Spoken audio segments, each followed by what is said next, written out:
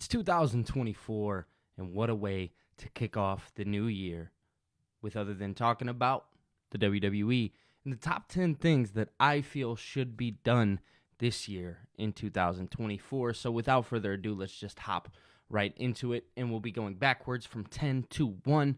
So starting off at number 10, I want to say LA Knight must become the United States champion, and I believe they could do that at WrestleMania.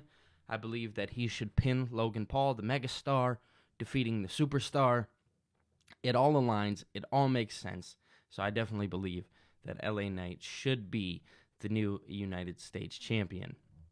Coming in at number 9, I want to talk about Sami Zayn and how he should win a singles title this year. And I think the year that he had in 2023 kind of defines the reason why Sami deserves that one-on-one shot for a big title and possibly winning it. And when I say big title, I don't mean just the Intercontinental title or the United States title. I actually mean the World Heavyweight Championship. How we get there with all these possible main eventers is going to be tough, but I do believe that Sami Zayn actually is a big determiner of, or he definitely has earned his shot at the World Heavyweight Championship and possibly even winning it. So coming in at number 8, we have Jey Uso. So Jey Uso definitely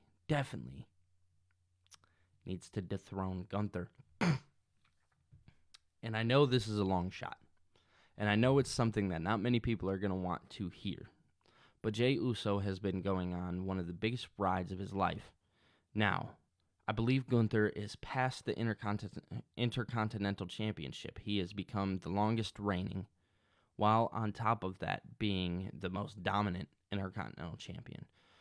I do believe that Jey Uso is the right person to pin Gunther for that championship because Gunther's done his part. He's made it feel prestige. He's made it feel special. So I definitely believe that Jey needs to pin Gunther at the end of the day and win that Intercontinental title, and then Gunther will go on to bigger and better things, if you know what I mean. So coming in at number 7, CM Punk and Seth Rollins must main event night 1 of WrestleMania. I don't think there's any debate whether it be for a championship or not. I do feel that this story is going to be the best story going into WrestleMania, and I feel like it would be 100% a robbery if those two did not main event night 1 of WrestleMania, because those are two guys who have longed for a main event of WrestleMania and deserving of a night 1 of WrestleMania. I believe they could main event night 2. If I'm being honest, I believe this will be the best story going into WrestleMania as a whole, depending on how we get Cody and somebody else, which we'll talk about here shortly. So coming in at number 6, we have Gunther main eventing Bash at Berlin, and I believe that should be for the World Heavyweight Championship. And you kind of do what they did at Clash at the Castle with Drew. If Gunther doesn't win, and if you want to put him over more, you could have him lose at Bash at Berlin, but he must main event that for a World Heavyweight Championship. And that's just my own personal thought. That is just my own personal thought. I believe that they've done right by Gunther for the most part, and I believe that they'll continue to get him right.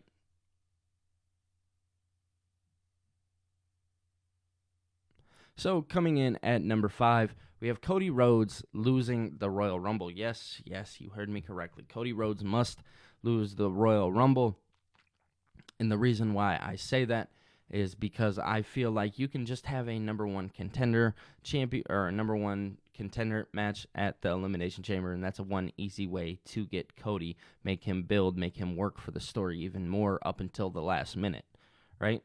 That's a good way to get to the story without actually having to sacrifice the Royal Rumble, and I believe you can give that to somebody like a CM Punk or a Gunther or whoever is, depending on night 1. By the way, this is recorded on January 1st, 2024, just so everybody is aware. Tonight is the day 1 Raw, and Drew McIntyre is going to be facing Seth Rollins for the World Heavyweight Championship, and tonight will determine where they go with that championship.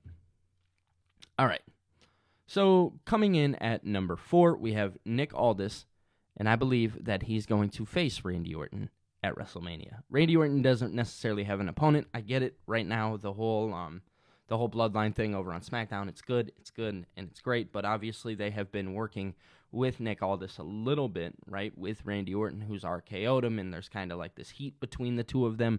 I do believe that it is only a matter of time before we see Nick Aldis in the ring, and a lot of people who are just casual fans of wrestling don't know much about Nick Aldis, and they needed to present him the correct way on TV for you guys to get to know him, and now you guys have some personal attachment to him. And if you guys do not know, Nick Aldis is a great professional wrestler and definitely needs to be working in the ring, but I see why they did what they did. He wasn't the biggest name out there, and the fans, they wanted people to get to know him.